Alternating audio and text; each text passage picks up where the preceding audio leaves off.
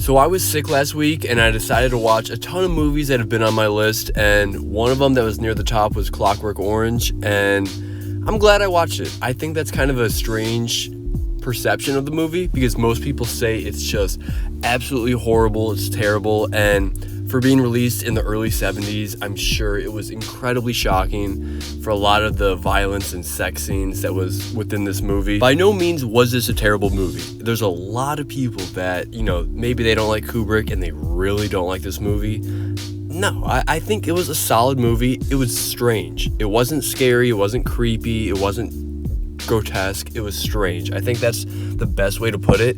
And on top of that, while watching it and after, it just did not feel like I was sitting in front of a movie. It felt semi like a documentary, I guess, but I'm not really sure what it was based off of. It gave you this very uneasy feeling for the majority of the time, and I think a lot of that has to do with the subtle background music and the backdrops, because that to me really kind of just was off-putting. A lot of them were like these grand, wide open, vast areas that were filled with either nothing or just a few objects, and psychologically that really kind of gives you that uneasy feeling. And a perfect way to just sum up this movie being strange is A Clockwork Orange's description on IMDb. So here it is.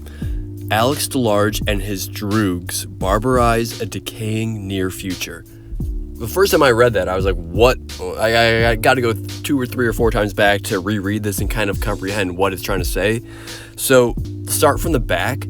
Near future, to me, okay, I know it was in the 70s, so it probably was a little more drastic, but it didn't seem that near future, in my opinion. And then just the word droog, that really, I have no idea what that means.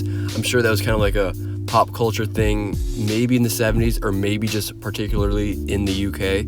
Regardless, just that description, I guess it sums it up well, but I'm also entirely confused by what I just read. I enjoy watching Stanley Kubrick movies.